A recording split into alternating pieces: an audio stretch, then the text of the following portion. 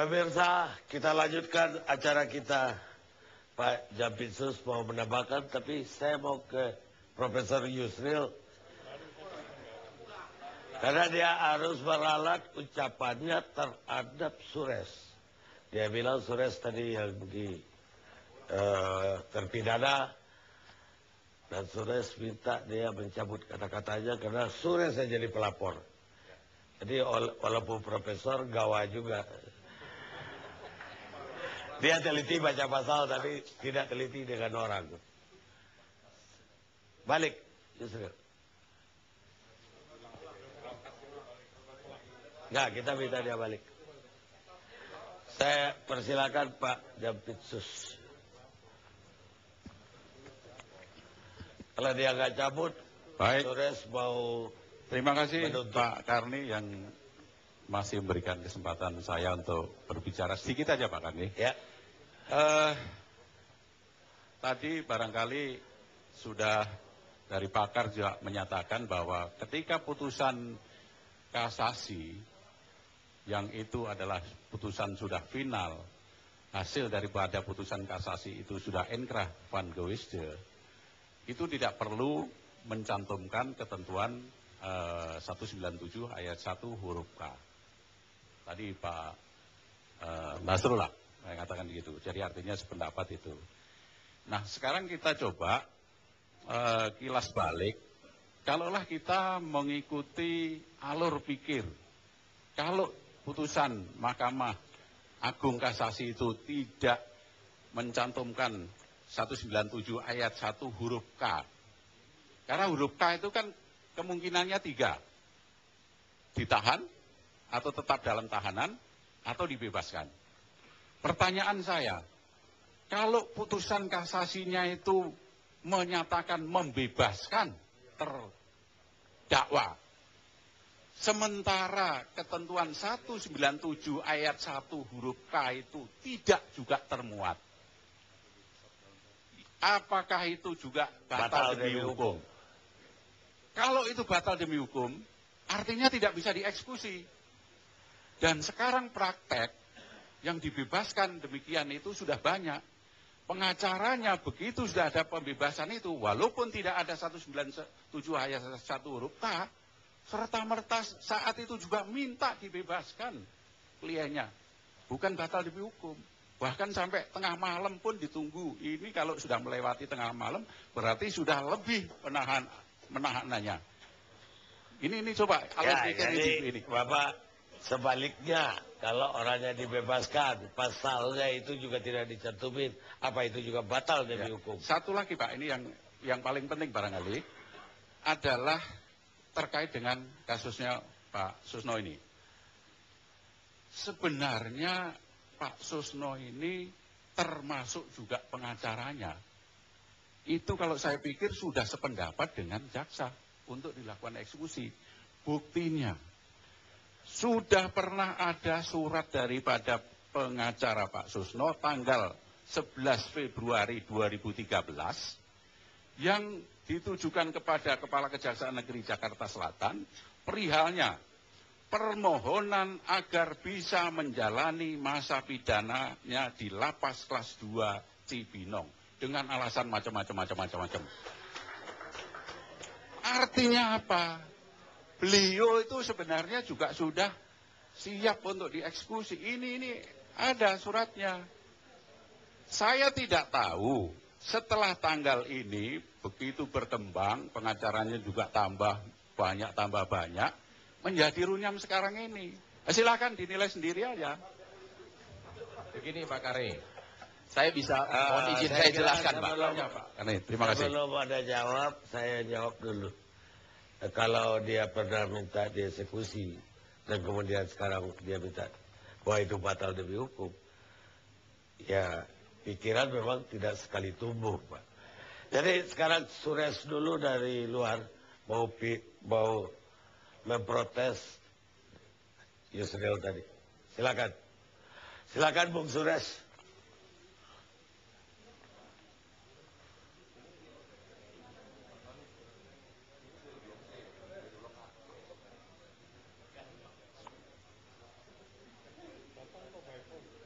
by phone.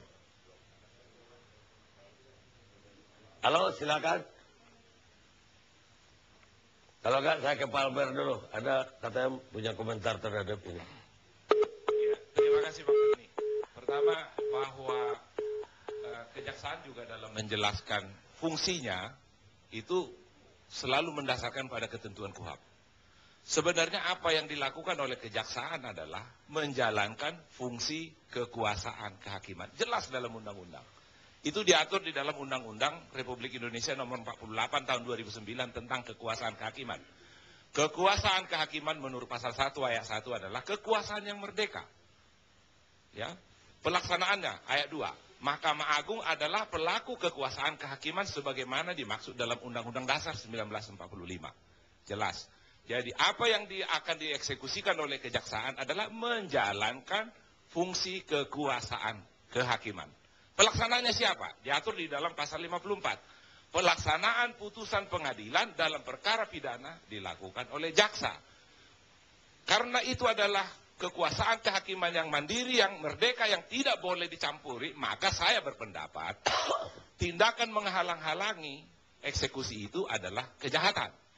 Diatur dalam pasal 221 KUHP. Juga sepadan dengan pasal 421 KUHP yang sudah elemen-elemennya diangkat di dalam pasal 21 Undang-Undang nomor 39 tahun 99 tentang korupsi. Menghalangi, merintangi untuk menangkap atau menahan seseorang, itu dianggap menghalang-halangi proses keadilan dalam perkara korupsi. Perkara Susno jelas perkara korupsi. Saya berpendapat bahwa termasuk Kapolda pantas untuk dimintakan pertanggungjawabannya secara pidana. Menghalang-halangi kekuasaan kehakiman yang merdeka. Wajar saya kira ya. Nah, yang menjadi permasalahannya adalah apakah dalam menjalankan kekuasaan kehakiman ini, siapa yang akan mengontrol dan siapa yang menjalankannya, itu pun diatur di undang-undang yang sama di pasal 55. Ketua pengadilan mengawasi pelaksanaan putusan pengadilan yang telah memperoleh kekuatan hukum yang tetap. Artinya kalau jaksa sekarang dibenturkan dengan kepolisian atau terbentur dengan kepolisian, maka tidak perlu ke Mahkamah Agung. Pengawas harus menegaskan ini layak dieksekusi atau tidak dieksekusi, supaya tidak terjadi lagi polemik. Karena tetapi adalah, kalau ada tindakan faktor pembelajaran ke depan, saya kira memang Jenderal Riko tadi sangat luar biasa dan menyejukkan hati bahwa keadaan ini adalah pembelajaran ke depan. Saya kira tidak demikian saja. Kalau mau polisi yang tetap berwibawa, di tubuhnya sendiri ada yang tidak proper, ada yang mencampuri kekuasaan kehakiman, pun sama dengan warga negara biasa, paling tidak dia harus ditindak. Karena itu adalah menurut Undang-Undang pasal 221 adalah kejahatan. Disebut kejahatan. Kata-kata kejahatan itu ada. Jadi jelas penyelenggara kekuasaan kehakiman telah dihalang-halangi oleh kepolisian atau orang yang ditunjuknya. Jadi saya kira tadi sudah tereliminir oleh Wakapolda tadi, bahwa itu, tapi tidak cukup demikian. Perbuatan sudah selesai. Perbuatan pidana sudah selesai. Apakah benar pelaksanaan kejaksaan ini atau tidak benar? Ayo silakan berdebat ke ketua pengadilan selaku pengawas pelaksanaan putusan. Ini kata undang-undang, bukan kata Palmer. Baik. Terima kasih. Sures, silakan. Sures Wasmani di sini, Pak. Ya. Apa yang Anda mau bantah? Pak, jadi saya tidak ikut campur dalam polemik ini. Cuman saya mau clearkan bahwa yang mulia Profesor Dr. Yusril Mahendra ada salah kutip seluruh perkara, Pak. Jadi saya adalah pelapor dalam kasus Ram Gulumal. Ya. Jadi bukan Anda terlapor, maksud Anda? Bukan, Pak. Bukan saya terlapor, Pak. Jadi Anda juga bukan terpidana dalam kasus? Bukan, Pak. Bukan, Pak. Jadi Yusril dalam hal ini khilaf? Bukan khilaf, Pak. Jadi dia keburu. Karena, Pak, sebenarnya di negeri Saudara Wiram divonis. Bagaimana? Ulang. Jadi waktu di Pengadilan Negeri, Saudara Wiram divonis, dihukum penjara, di Tinggi dihukum penjara lagi, ya. Tapi di MA dibebasin, Pak. Ya. Dibebasin, tapi eksekusinya tidak dilaksanakan karena ada 3 alasan, bukan 1. Satu, salah dia punya warga negara salah ditulis. Ya, baik Pak. Jadi kita udah clear Jadi, bahwa dan di PK dia dihukum, Pak. Jadi saya mohon Pak Yusril clearkan masalah ini, Pak. ya semua publik udah dengar apa yang Bapak ucapkan. Saya Profesor Yusril sudah jalan, tapi apapun ralatnya sudah sampai ke publik. Makasih banyak, Pak. Terima kasih, Pak. Ya, Pak Asgaf.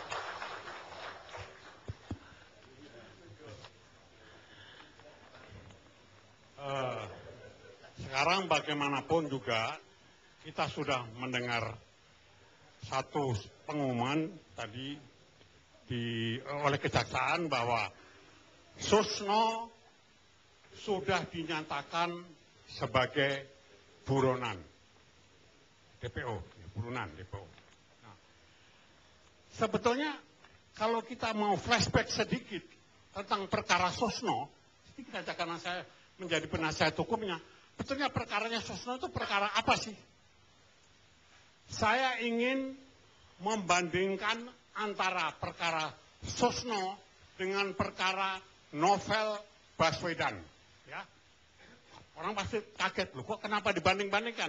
Yang ingin saya katakan adalah ketika seorang Novel Baswedan diminta untuk kembali ke satuannya, lalu dia tidak bersedia dan dia tetap ingin kerja ke KPK, maka dicari-carilah kesalahannya. 3-4 tahun yang lalu katanya pada saat bertugas pernah menembak orang. Karena itu KPK diserbu oleh polisi waktu itu mau menangkap Novel Baswedan. Tetapi para penggiat anti korupsi berhasil menghalang-halangi. Kenapa ini perlu saya katakan? Karena saya ingin mengatakan tidak ada bedanya dengan perkaranya Susno. Susno itu menjadi Kapolda di Jawa Barat, sukses menjalankan pilkada. Keuangan sudah dilaporkan, tidak ada masalah. Kemudian pangkatnya naik, diangkat menjadi Bareskrim. Gara-gara dia mulai mengorek-ngorek kesalahan-kesalahan rekannya, maka jadilah dia terdakwa dan dia dihukum. Sekarang masalah kita perdebatkan sekarang ini, layakkah seorang Susno itu dihukum? Karena saya merasa yakin bahwa perkara itu adalah perkara yang dicari-cari 4-5 tahun yang lalu. Itu yang ingin saya katakan. Saya mau batasin. Kita tidak lagi dalam ranah mempersoalkan dia bersalah atau tidak. Ya. Yang kita persoalkan vonis ini sah atau tidak. Ya, saya tidak ingin karena itu sudah inkrah ya. Ya, nanti kita akan lari lagi. Saya akan mengakui. Kenapa Susno dulu bikin cicak dan buaya? Saya tidak akan mengulang, tapi saya ingin mengatakan bahwa perkara itu memang putusannya sudah inkrah dan harus kita terima. Tapi kan putusan itu menjadi kontroversial sekarang ini. Yang kita perdebatkan sekarang ini kan menjadi kontroversial. Lalu yang kita mau persalahkan siapa?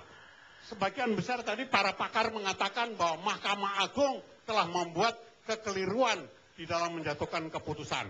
Nah, kalau memang Mahkamah Agung membuat kekeliruan di dalam menjatuhkan putusan, apa risikonya?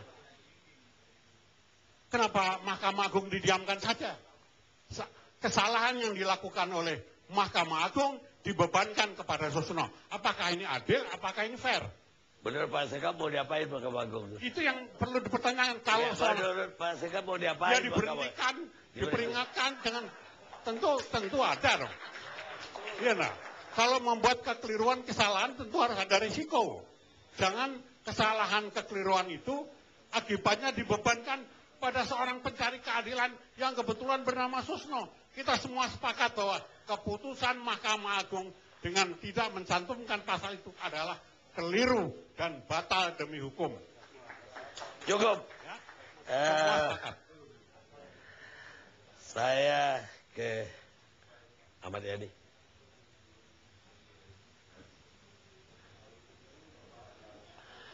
Sebagai DPR apa Anda melihat ini? Kebelut. Yang pertama saya kira negara kita kan negara hukum. Oleh karena itu menurut saya hukum acara itu harus menjadi patokan, harus menjadi pegangan. Karena hukum acara itu bagian hukum formil yang harus juga dipatuhi oleh seluruh institusi penegak hukum. Kenapa harus ada hukum acara? Karena ini hukum acara ini mengatur kewenangan-kewenangan yang diberikan pada institusi penegak hukum. Kalau tanpa hukum acara maka akan kacau balau ini. Kewenangan bisa digunakan dengan segala cara. Bisa terjadi abuse of power. Di dalam hukum acara juga mengatur hak-hak. Baik hak itu tersangka, hak itu mereka yang terdakwa maupun hak terpidana. Sama sekali itu diatur secara jelas dan lengkap di dalam KUHP itu. Oleh karena itu KUHP tidak bisa dinafikan begitu saja dengan konvensi. Dan KUHP ini masih existing, sekarang ini masih berlaku. Walaupun sekarang draft RUU KUHP yang diajukan pemerintah lagi kita bahas. Itu yang pertama. Yang kedua, pasal 197 ayat 1 ini menurut saya ada imperatif. Yang ini harus dipenuhi. Tidak boleh bisa tidak kalau tidak dipenuhi. 10 item atau 12 syarat di dalam pasal 197 ayat 1 tersebut. Nah, persoalan kita kasus Susno Haji ini di pasal 191 ayat 1 huruf K. 197. Ya, 197 ayat 1 huruf K.